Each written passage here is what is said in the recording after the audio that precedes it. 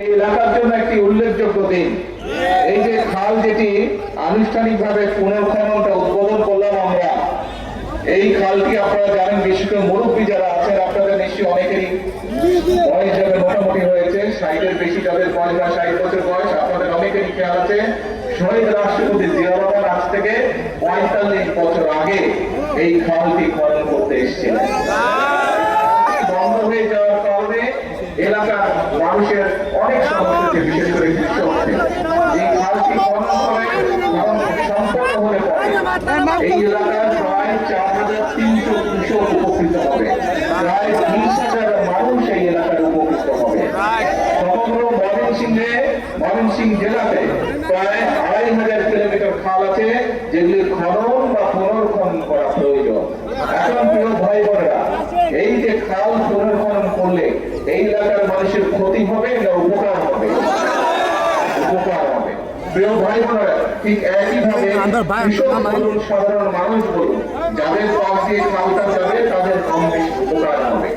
এই যে আপনারা যে বিএনপিকে ভোট দিয়ে সরকার গঠন করেছেন, আমাদের লক্ষ্য ছিল, আমাদের উদ্দেশ্য ছিল যে আমরা সরকার গঠন করতে সক্ষম হলে আমাদের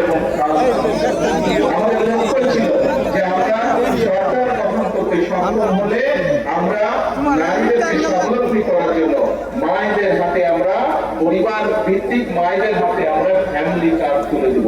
সেই কাজে আমরা শুরু করেছি, নিশ্চয়ই আপনারা খবরে দেখেছেন। আমরা বলেছিলাম শুধু কৃষকদেরকে সহযোগিতা করার জন্য, যাতে বছরে অন্তত একবার হলেও তাদেরকে সরাসরি ভাবে আমরা সহযোগিতা করতে পারি, সেই জন্য আমরা ফ্যামিলি কার্ডের মতন কৃষক ভাইদের কাছে কৃষক কার্ডও দেবো। সেটির কাজে আলহামদুলিল্লাহ আমরা শুরু করেছি। আমরা বলেছিলাম যে আমরা সরকার গঠন করতে সক্ষম হলে এই যে গ্রাম অঞ্চলে যে স্কুলে বাচ্চারা, ছোট ছোট বাচ্চা আছে, প্রাইমারি স্কুলে বাচ্চা আছে, এই বাচ্চাদেরকে আমরা নতুন স্কুলের পোশাক দিব, এই বাচ্চাদেরকে আমরা পরীক্ষাতে নেওয়ার জন্য নতুন ব্যাগ দেবো, স্কুল ব্যাগ দেবো। সেটির কাজও চলছে। ইনশাআল্লাহ জুলাই মাস থেকে সমগ্র বাংলাদেশে পর্যায়ক্রমিকভাবে সকল প্রাইমারি স্কুলের বাচ্চাদের কাছে আমরা নতুন কাপড় পৌঁছে দিব, তাদেরকে নতুন স্কুল।